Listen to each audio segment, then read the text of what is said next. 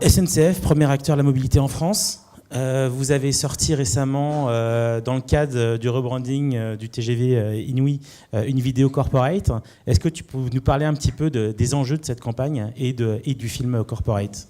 Alors en fait, c'est pas une vidéo corporate, c'est une pub, ouais. Puisque en fait, la branche que je représente, qui est la branche voyage, gère l'ensemble des marques qui sont face aux clients et qui s'occupent de la partie transport, donc train à grande vitesse et train à longue distance, et puis distribution.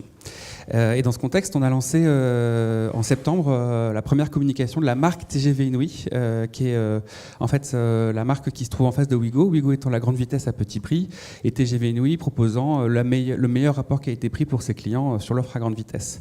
Donc première prise de parole de la marque. Effectivement, on l'a lancé avec une copie télé, puisqu'il y avait un gros objectif de notoriété, et le but c'était de faire entendre le plus possible cette nouvelle marque et de l'installer dans la tête des consommateurs, avec une petite subtilité qui était, quand on a eu le film, on s'est dit, qu'est-ce qu'on fait sur les réseaux sociaux ? Est-ce qu'on les utilise juste comme une plateforme d'exposition ? Est-ce qu'on lance le truc et puis après derrière on achète effectivement des vues, sachant qu'on a toujours eu une politique sur les réseaux sociaux qui est de dire, ce qu'on va chercher, c'est plutôt de l'engagement. En fait, ce qu'on veut faire, effectivement, on va utiliser des médias descendants comme la télé. Par contre, dès qu'on a envie d'aller travailler un petit peu la note de cœur auprès des Français, on va plutôt utiliser les réseaux sociaux dans cette dimension. Dans ce cadre, donc on a fait un film, effectivement. Et puis, alors je ne sais pas si tout le monde l'a vu. Si vous ne l'avez pas vu, il est disponible sur YouTube, sur la page SNCF. En fait, c'est un 30 secondes dans lequel il y a une famille qui se prépare à une aventure extraordinaire. Donc ils s'entraînent comme des cosmonautes dans un centre aérospatial des voyageurs du futur. Et dans cette famille, il y a un petit chien. Donc il y a 2 adultes, une petite fille et un petit chien. Et il se trouve que... erreur ou hasard du montage, il y a un faux raccord en fait à la fin du film. Le chien disparaît. Exactement. En fait, on s'en était pas aperçu au départ, et puis quand on fait un film, on le regarde une centaine de fois. Donc au bout d'un moment, on voit les trucs. Et sur la dernière image du film, le petit chien qu'on a du coup appelé Bobby disparaît de l'écran. Et on s'est dit, en fait, on a trouvé notre entrée sur le social, et c'est comme ça qu'on va jouer les choses. Donc voilà le pitch. L'histoire, c'est Où est Bobby ? #Où est Bobby. Et c'est comment est-ce qu'on transforme finalement un dispositif descendant avec un message publicitaire très top-down. En fait, la marque parle à des consos pour en faire quelque chose d'interactif sur les 3 semaines de la campagne. C'est vrai que c'est assez original, parce qu'on n'a pas beaucoup comme ça d'exemples de grosses campagnes médias classiques tradis qui utilisent peut-être une des failles, un des angles qui n'a pas été vu pour en faire une vraie déclinaison conversationnelle, social, comme vous avez fait, quoi. Alors, on aurait pu le rajouter. C'est assez facile en fait de rajouter un petit chien dans un écran. Et puis en plus, on est une marque qui est très scrutée aussi. Dès qu'on lance un truc, dès qu'on lance un logo TGV, il est retourné en escargot et ainsi de suite. Donc on s'est dit, plutôt que de prêter le flanc aux critiques, on va en faire un avantage concurrentiel. En termes de timing, entre l'observation du coup que le chien avait disparu dans la campagne, parce que vous l'avez forcément vu sur le réseau, et le lancement de la campagne. En fait, on l'avait vu avant, donc on l'a vu en août, et on a lancé la campagne en septembre. Donc on avait tout préparé en amont pour faire comme si c'était découvert, mais qu'en vrai, on l'avait vu avant. Très bien. Quels sont un peu les enseignements et ce que tu aimerais partager un petit peu par rapport à cette double campagne ? Alors peut-être en termes de mécanique, déjà, ça tout commence avec Allociné, puisque si vous avez vu le film, il est construit un peu comme une bande-annonce de faux films long métrage, et donc du coup on a demandé à Allociné de jouer le jeu avec nous et de faire son émission Fort Raccord sur la disparition du chien, en fait, puisque Allociné se fait fort sur tous les films qui sortent d'aller chercher ces fameux faux raccords, et on s'est dit, soit les internautes l'auront vu avant, soit s'ils ne l'ont pas vu avant, on lance directement avec un Allociné, et on va chercher comme ça le lancement de la mécanique. Donc vous voyez la photo là, c'est exactement ça, il a disparu du plan final.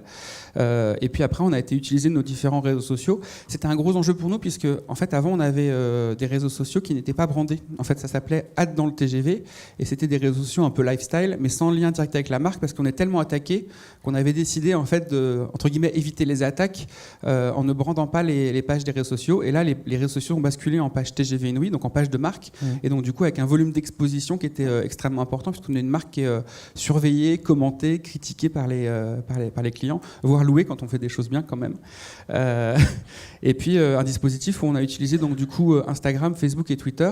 C'était la première prise de parole de la marque, donc on ne savait pas trop quels réseaux sociaux allaient le plus réagir, avec des thématiques un peu différentes et des mécaniques d'engagement aussi, on va le voir, qui sont un petit peu différentes. Très donc bien. Ça, c'est la séquence. Ça dure pendant 3 semaines. Donc, avec le départ en septembre de la campagne. Il est là, sachant qu'on a laissé quelques jours entre le lancement de la campagne en télé et puis le moment où on a fait le travail sur le fort accord. C'est pas sorti, donc finalement, on n'est pas une marque si surveillée que ça.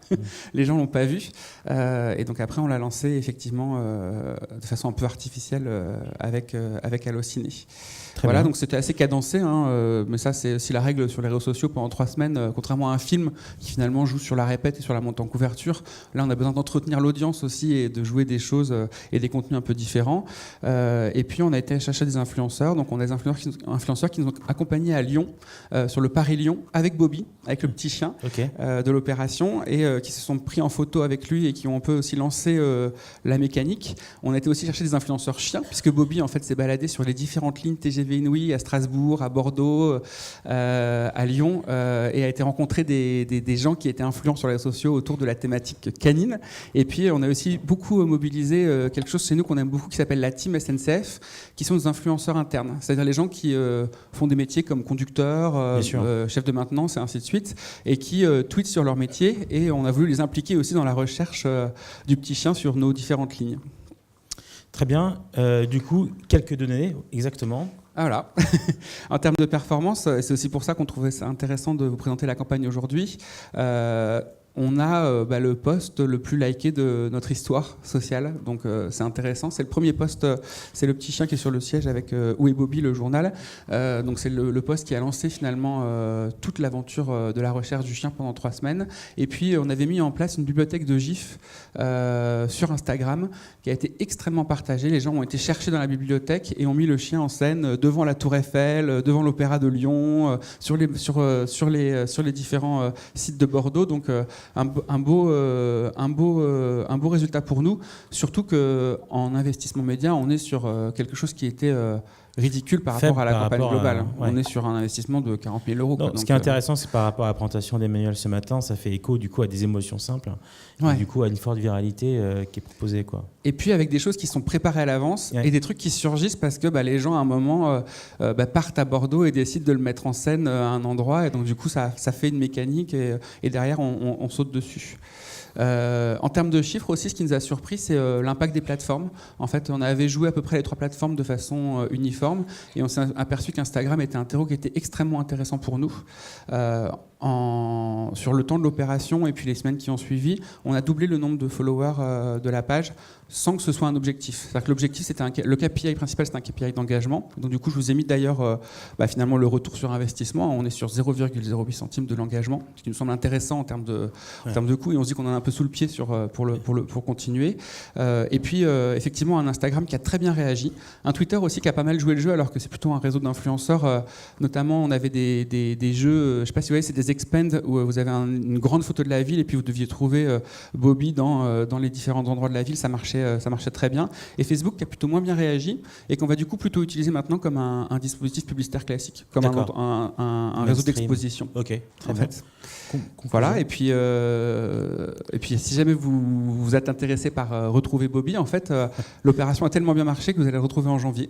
Très bien. Donc c'est un peu en avant-première puisque le tournage a lieu aujourd'hui. Et on s'est dit, alors ça a marché en externe, c'est-à-dire que les clients ont joué le jeu, et ça a aussi beaucoup marché en interne, c'est-à-dire que les gens en interne ont adoré le fait qu'on communique un petit peu autrement, et que finalement tout à l'heure Emmanuel disait vous mettez un petit chien et ça marche tout de suite.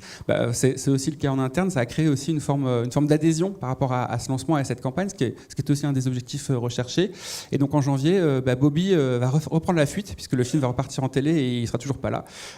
Et il va partir à la découverte des différents métiers qui font TGV Inouï, pas seulement les métiers qui sont en contact des clients de tous les jours, les chefs de bord et ainsi de suite, mais aussi le conducteur. Donc Bobby va aller faire un petit tour dans la cabine du conducteur, le technicien. Et quand est-ce que tu le ramènes au update alors, Bobby? Si vous voulez, la prochaine fois, je le ramène avec grand plaisir. C'est un chien acteur qui est très très sympathique. Ok. Est-ce que tu as un mot à partager du coup avec notre audience, un peu un quick win par rapport à cette expérience, par rapport à toutes les marques qui sont là ce matin, les agences? Je pense que les deux secrets de la recette, c'est le premier mot, c'est la simplicité. C'est-à-dire qu'en fait, dès que vous commencez à monter des mécaniques qui sont très compliquées, faut oublier en fait parce que les gens vous suivront pas et ils sont trop sollicités. Et puis le deuxième, c'est aussi la cohérence du dispositif. C'est-à-dire que là, on voit bien, on est sur un dispositif qui est totalement complémentaire de ce qu'on a fait sur les autres médias. Il y a une histoire qui est propre, mais par contre qui est un petit peu différente. Très bien. Voilà. Je te remercie beaucoup. Merci Julien, on peut l'applaudir. Vas-y.